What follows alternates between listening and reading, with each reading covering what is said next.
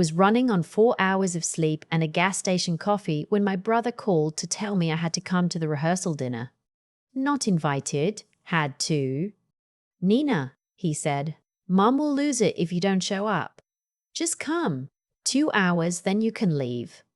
I looked at my laptop screen. 3 term sheets open, a cap table I'd been rebuilding from scratch since 6 in the morning, a Slack thread with my co-founder that had 47 unread messages. Fine, I said, 2 hours. I want to give you some context because what happened next doesn't make sense without it. Our family has always had a very clear hierarchy. My brother my brother was the golden one, valedictorian, Division I soccer.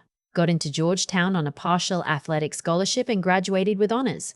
He was the kind of son my parents introduced at church with that particular smile.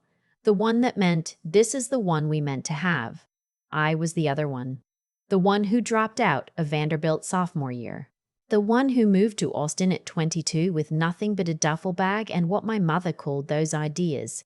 The one who didn't come home for Thanksgiving 2 years in a row because I was trying to keep a company alive. I didn't hide that I had a company. My family just never asked about it. That sounds like a small thing. It isn't.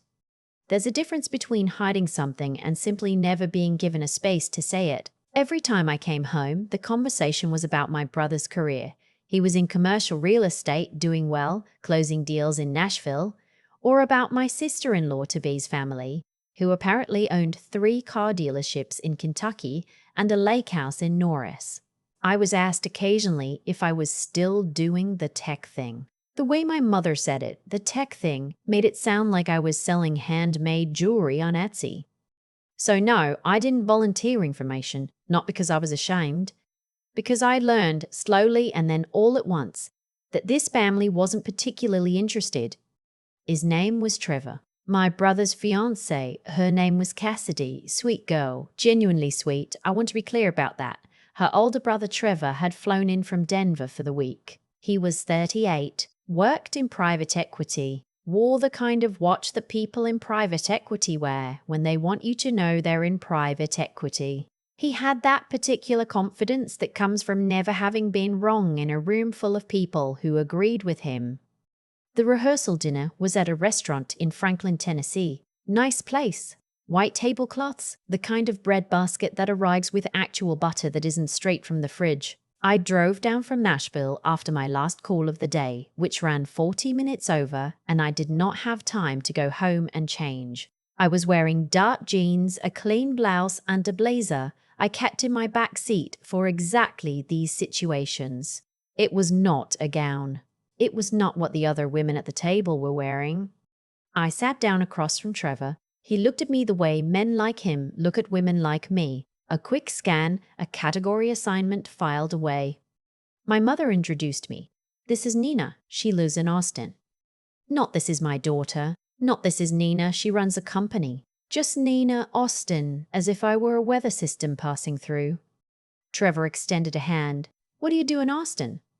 I run a software company, I said. He nodded the way people nod when they're already moving on. Cool. Like an app or something? Enterprise SaaS, I said. B2B. Another nod, slower this time, translating. I watched him decide that I probably meant a very small thing. Nice, he said. Good for you. The dinner moved along. Wine was poured. The bread basket was replenished. My brother gave a little speech about Cassidy that made my mother cry. And I thought, despite everything, that he meant it. I thought he was genuinely happy. That part was real. Then Trevor, somewhere around the second course, started talking about Austin. He'd been there for a conference once, liked the barbecue, thought the tech scene was a little overhyped, honestly. A lot of Series A money chasing very thin ideas. He said this to the table at large, but he glanced at me when he said it. A small glance, almost involuntary, like he'd bumped into something. I took a bite of my salad. The valuations down there have gotten pretty silly, he continued. He was talking to my brother now, or performing for my brother. I see pitch decks out of Austin all the time. A lot of founders who think they're building the next Salesforce and really they've got a Shopify plugin and 12 customers. My brother laughed. He didn't know enough to not laugh. He was just following social cues. I said, "What fund are you with?" Trevor looked at me, a little surprised. "Meridian Capital. We're based in Denver, but we do a lot of West Coast deals. Why are you looking for a Series A?" He said it lightly, gently, almost. The way you say something to someone you feel a little sorry for. "I closed my Series B 18 months ago," I said. "I was just curious what you were looking at." A small silence, the kind that lasts about 2 seconds but feels longer. "Oh," he said. "How big a round?" I told him. He picked up his wine glass. "Who led it?" I told him that too. He knew the name. Of course he knew the name. Everyone in his world knew that name. "Huh," he said, and then the conversation moved on, because that's what conversations at rehearsal dinners do. They move on.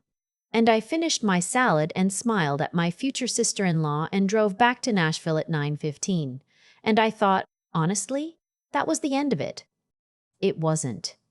I should tell you what my company actually does, because it matters to what happened next. I started it when I was 23. I had spent 6 months at a mid-sized logistics company out of college, doing data entry and watching their operations team use 4 different software systems that didn't talk to each other. It was chaos. It was expensive chaos. I thought I could fix it. I had no money, no connections, no computer science degree. I had been an economics major for 2 years before I dropped out. But I had a clear picture of the problem and a very stubborn personality.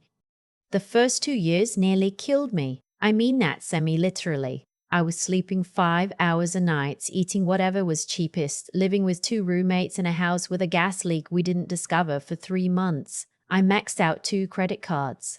I flew coach to pitch meetings and wore the same blazer every time and smiled through rejections that would have made most people go apply to graduate school instead. But I kept going, and eventually the product got good, really good. And we started getting customers, and then bigger customers, and then customers in industries we hadn't even targeted, healthcare, logistics, and pharmaceutical supply chains. And somewhere around year 4, it clicked. The thing that I had been trying to build became the thing that the market had been waiting for. By the time of my brother's rehearsal dinner, I had 63 full-time employees. Offices in Austin and Nashville. I'd opened the Nashville office 8 months earlier, partly for the talent pool, partly because I wanted to be closer to home, if I'm being honest with myself. Our ARR was, it doesn't matter exactly, but it was the kind of number that, if I'd said it at that dinner table, would have stopped the breadbasket mid-pass. I didn't say it. I gave Trevor the round size and the lead investor and let him do the math himself, which apparently he did, because 2 weeks later he called me. Not emailed, called. My cell number, which I can only assume Cassidy gave him through my brother in a chain of asks that nobody apparently thought to clear with me first. "Nina," he said, like we were old friends. "It's Trevor, Cassidy's brother. We met at the dinner." "I remember," I said. I was in the middle of reviewing a vendor contract and I almost didn't pick up, but something made me.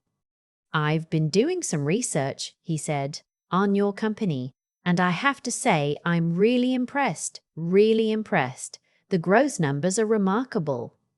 I waited. "I'd love to find time to connect," he said. "We're actively deploying right now, and I think there could be a really interesting fit. Our fund has done 3 supply chain infrastructure deals in the last 2 years, and your space it's exactly what we're looking for." I said, "What kind of check size are you thinking?" He said, "Honestly, Nina, we could go pretty meaningful. Depending on the conversation, we've done deals up to 40, 50 million at this stage." I want to tell you what I felt in that moment, because it mattered. I didn't feel triumphant, not yet. What I felt first was tired, deeply, specifically tired, the way you get tired not from lack of sleep, but from years of being measured against a standard that was never designed for you to meet. I felt the exhaustion of every still doing the tech thing, and every a Shopify plugin, and 12 customers, and every time my mother introduced me as Nina, she lives in Austin and nothing else. And underneath that, yes, there was something else, something I'm not proud of in its purity but won't pretend wasn't there. I said, I appreciate the call, Trevor. I have to be honest with you, we're not actively fundraising right now. We got to profitability 14 months ago and we've been growing on our own revenue since. I'm not sure we need outside capital at this stage. A pause. I hear you. I hear you completely. But sometimes the right partnership isn't just about the capital, it's about what a firm can bring strategically. I know the pitch, I said. I've heard it from people at firms 4 times the size of Meridian. Another pause, longer. I'd at least love to get coffee, he said. Next time you're in Denver, or I could come to Austin. I'm actually in Nashville right now, I said, through the end of the week. I don't know why I told him that. Maybe I wanted to see what he'd do with it. What he did was say he'd be on the first flight in the morning. He arrived at our Nashville office at 10:15 on a Tuesday. He walked in wearing a suit that cost more than some of my early monthly payroll, and he looked around the lobby. Nice lobby, I'd made sure of that. Exposed brick and good lighting and the kind of quiet hum that signals things are actually happening, and I watched him recalibrate. The way people do when they've built a picture in their head and the real thing doesn't match it. My assistant brought him back to the conference room and I made him wait 12 minutes. I'm not going to pretend that was accidental. When I walked in, he stood up. People like Trevor always stand up. It's a reflex from a certain kind of raising. Nina, he said, this is a great space. Really great. Thank you, I said. I sat down. I did not offer coffee first. You said you wanted to talk, so let's talk. He talked. He was good at it, I'll give him that. He knew the market. He knew our competitors. He had clearly had someone on his team pull together a briefing document. At one point, he referenced a panel I'd been on in Chicago the previous spring, which meant he'd done actual homework, which I respected more than I wanted to. But he also kept using this particular phrase, Nina, I have to be honest with you. He said it 4 times. People who say, I have to be honest with you that many times in one conversation are usually not being honest about something. Finally, he said, I want to address something, and I hope this doesn't come across the wrong way. I looked at him. At the dinner, he said, I don't think I gave you a fair chance to tell me about what you'd built. I think I made some assumptions, and I was wrong to do that, and I want you to know I recognize that. It was technically an apology. It was the kind of apology that is also a business move, delivered with eye contact and just enough vulnerability to seem genuine. I had been in enough boardrooms to know the difference. I said, I appreciate you saying that. Then I said, Trevor, I'm going to be straightforward with you. We are not raising a round. We don't have plans to raise a round. If that changes, I have relationships with firms I've worked with for years who would have the first call. I don't think there's a deal to be done here. He sat with that for a moment. What if it wasn't a traditional equity deal? We've done revenue-based structures. I know what revenue-based structures are, I said. Right, he nodded. Right, of course you do. We sat in silence for a moment. Can I ask you something? He said. Sure. Why didn't you say any of this at the dinner? I'm not trying to put this back on you. I'm just curious. Because if I'd known who you were, I would have. Talk to me differently, I said. He opened his mouth, closed it. Trevor, I said, I was there as my brother's sister, not as a founder. I don't walk into family dinners with a pitch deck. I paused. And honestly, I've learned that the people who need to know who I am find out on their own. He left 40 minutes later.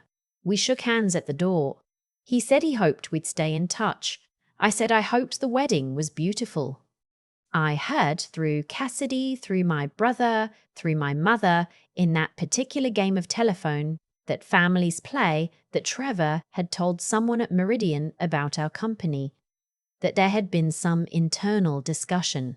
that his firm had looked at us and decided the window had probably closed. They were right. The window had closed. I'd closed it, actually, about 3 months after my Series B, when I turned down 2 other term sheets from firms that were, frankly, better known than Meridian. I didn't need the money. I needed to build the thing I was building. My brother got married in October. It was a beautiful wedding, a vineyard outside of Lipa's Fork, late afternoon light through the trees. I wore a dress that had cost me $1,100, which I mention only because I wanted to, just once, wear something that no one at that table could call a tech thing or a Shopify plugin or a question mark. I'm not proud of that impulse, but I had it. My mother hugged me at the reception and said, "You look beautiful, Nina." Not "this is Nina." She runs a company, just beautiful. For a long time, I'd needed that to be enough. Standing in that vineyard, watching my brother dance with his wife, I thought maybe I was finally getting there. Trevor was polite when he saw me. We talked for 4 minutes about Nashville traffic and the catering. He was fine. He was perfectly fine. I think in another life, in a different first meeting, we might have actually liked each other. But that's not the life we got. I drove home that night on 840 West, the Nashville skyline, small in my rearview mirror, the radio playing something I didn't recognize. My phone had 17 new Slack messages and a text from my co-founder that said Q3 numbers just hit. We need to talk tomorrow in a good way. I thought about what Trevor had said in the conference room. If I'd known who you were. I used to want people to know. I used to walk into rooms hoping someone would ask the right question so I could finally answer it. At some point, somewhere in the last 5 years, that need had gotten quiet. Not gone, just quiet. I still think about that dinner sometimes, not with anger, with something harder to name, the particular feeling of having been invisible in a room full of people who were supposed to see you and realizing finally that their blindness was never really about you at all. I built the company I meant to build. I have 63 employees who depend on it, and I know most of their names, and I know which ones are going through hard things, and which ones just got promoted, and which ones just got promoted, and which ones are the reason we're still standing. That's what I'm meant to do. That's the whole thing. The rest of it, Trevor, the dinner, the phone call, the 12 minutes I made him wait in the conference room, that's just the story I tell myself on the nights when I still need to remember what I'm doing this for. I keep coming back to something Trevor said when he sat across from me in that Nashville conference room. If I'd known who you were. He meant it as an explanation, maybe even as an apology. But I've been thinking about what that sentence actually reveals. Not about him, but about the way so many of us move through the world, deciding who deserves our attention before we've asked a single real question. Trevor wasn't a bad person. I want to say that clearly, because this story isn't really about him. He was a smart person operating on a set of assumptions he'd never had a reason to examine. The blazer, the watch, the conference, these were his signals, and I wasn't sending any of them. So he filed me away. It happens. I've probably done it to someone, somewhere, without knowing. What I think about more is the years before that dinner. The part of the story that nobody sees on the outside. The gas station coffee at 4 a.m, the credit card bills, the pitch meetings I flew to coach for and walked out of with nothing. There was no moment where the hard work guaranteed anything.